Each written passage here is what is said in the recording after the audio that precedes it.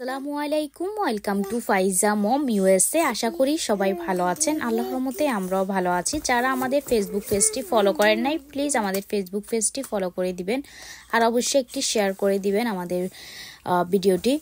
তো এইখানের মধ্যে আমি কিছু কাবাব বানিয়ে নিয়েছি। আমি এগুলো আগ থেকেই বানিয়ে তারপরে ফ্রিজে রেখে দিয়েছি। এখন আমি কাবাবগুলোকে সুন্দর করে ফ্রাই করে নিতেছি। ফার্স্টে আমি কাবাবগুলোকে ফ্রাই করতেছি, কেননা ফ্রাই প্যানে যখন চিকেনটা ফ্রাই করব তখন আর চিকেনের তেলের মধ্যে কাবাবটা ফ্রাই করতে পারবো না। তো কাবাবগুলোকে সুন্দর করে আগে আমি ফ্রাই করে নিয়েছি। আর এদিকে আমি একটা বেবি চিকেন এনেছি।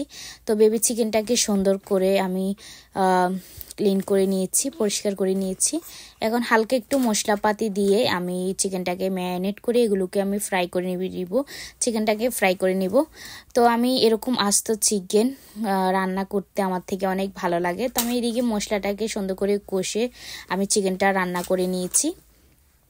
আসলে পুরো ভিডিওটি যদি আপনাদের সাথে শেয়ার করতাম অনেক লং হয়ে যাইতো, তাই আপনাদের সাথে পুরো ভিডিওটি শেয়ার করতে পারি। যদি আপনারা চান তাইলে আপনাদের সাথে আমি ছোট ছোট রেসিপিগুলো শেয়ার করতে পারি, আমার কি কি রান্না করি মাঝে মাঝে এগুলো শেয়ার করতে পারি। আর আপনারা যদি কাবাবের রেসিপিটি দেখতে চান অবশ্যই কমেন্ট করে জানাবেন। আর আসলে আমার থেকে রান্না বান্না অনেক ভালো লাগে। প্রায় দিনে আমি এরকম সুন্দর করে রান্না করে আসলে সবসময় তার ভিডিও করা হয় না বা করি না। তো এই যে সুন্দর করে প্লেট সাজিয়েতেছি আমি আস্ত চিকেন দিয়ে। ফাজার পাপা তো দেখিও পুরো খুশি হয়ে গিয়েছে।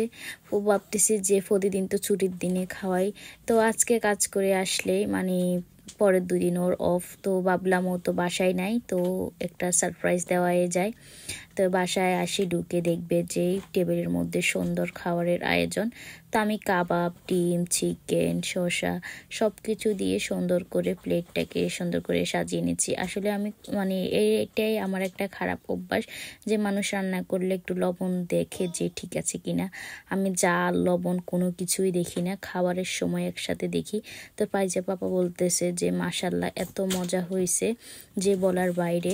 আমার হাজব্যান্ডের সবসময় বলি যে সব সময় সত্যি কথাটা বলবেন, আমার মন রাখার জন্যই না, অনেস্ট যে রিভিউটা ওইটাই দিবেন। আলহামদুলিল্লাহ সব সময় সত্যি মানে যেটা ভালো হয় সেটাই বলে, কেননা আজকে আপনি খাবেন কালকে বাড়ির কেউই তো খাবে।